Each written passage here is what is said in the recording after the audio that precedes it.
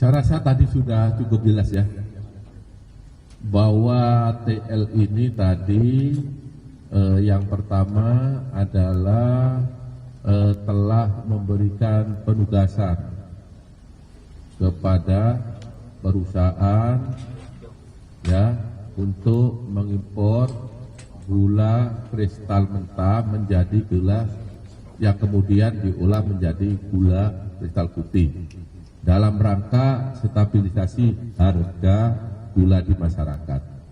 Karena pada saat itu gula langka, harga melambung tinggi. Padahal seharusnya yang berhak melakukan impor gula untuk kebutuhan dalam negeri dalam rangka stabilisasi harga adalah BUMN yang ditunjuk oleh Menteri Perdagangan. Itu pun adalah seharusnya gula kristal putih, bukan gula kristal mentah. Ya, sudah jelas? Saya kira begitu ya. Ada yang lain? Cukup? Oke, karena tidak ada lagi, saya kira kami sampaikan terima kasih. Ya. Untuk dari kasus maaf ini dari analisa dari pengadilan, untuk karena ini impor dari gula, apakah dari pihak Bea Cukai juga ada lagi tersangkanya, Pak? Terima kasih. Dalam video. Baik, untuk tersangka lain, ya kita ikuti perkembangan dari hasil penyidikan. Artinya tidak menutup kemungkinan akan bertambah tersangka lain apabila telah ditemukan bukti yang cukup bahwa yang bersangkutan telah melakukan tindak pidana korupsi. Ya. Satu lagi, Alkah dari Media Indonesia. Ini untuk penegasan aja Pak, dari kapan penyidik sudah menyidik kasus ini?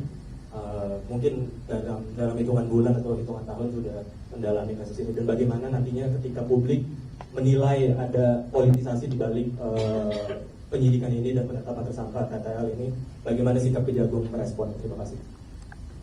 Baik, terima kasih pertanyaan yang sangat bagus. Bahwa penyidik bekerja berdasarkan alat bukti, itu yang perlu digarisbawahi. Tidak terkecuali siapapun pelakunya, ketika ditemukan bukti yang cukup, maka penyidik pasti akan menetapkan yang bersangkutan sebagai tersangka. Saya ulangi, tidak memilih atau memilah siapa pelakunya, sepanjang memenuhi alat bukti yang cukup. Terima kasih. Ya.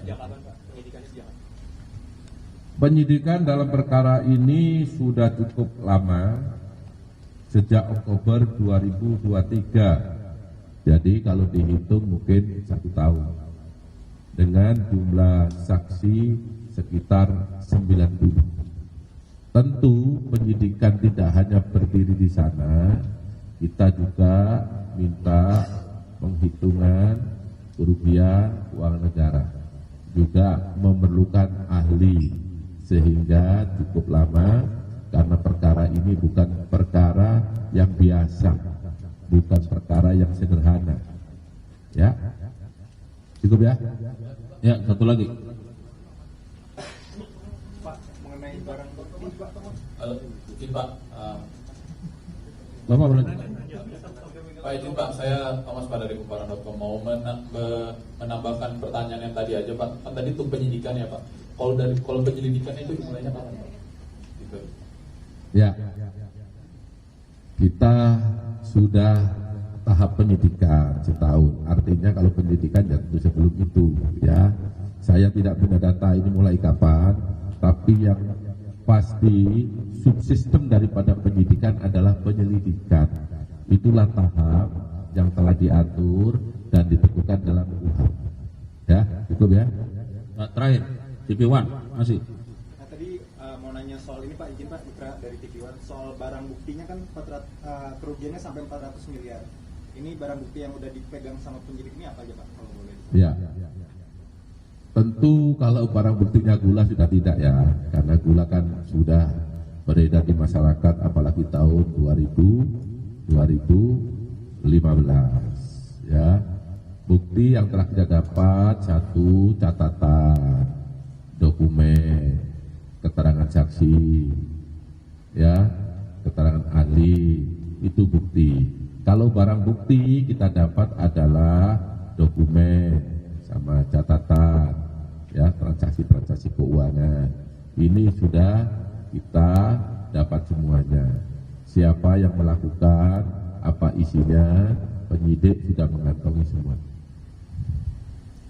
Baik, saya kira demikian ya, rekan-rekan media. Sekali lagi kami menyampaikan terima kasih dan penegasan tidak ada politisasi dalam perkara ini ya. Dan kami sangat bersyukur rekan-rekan media terus melakukan dukungan, support, dan ini bagian dari support masyarakat. Dan kami terus mengharapkan dukungan supaya kami terus bergerak ke arah yang lebih baik. Saya kira demikian, mohon maaf kalau ada kekurangan. Billahi taufiq wal hidayah. Assalamualaikum warahmatullahi wabarakatuh.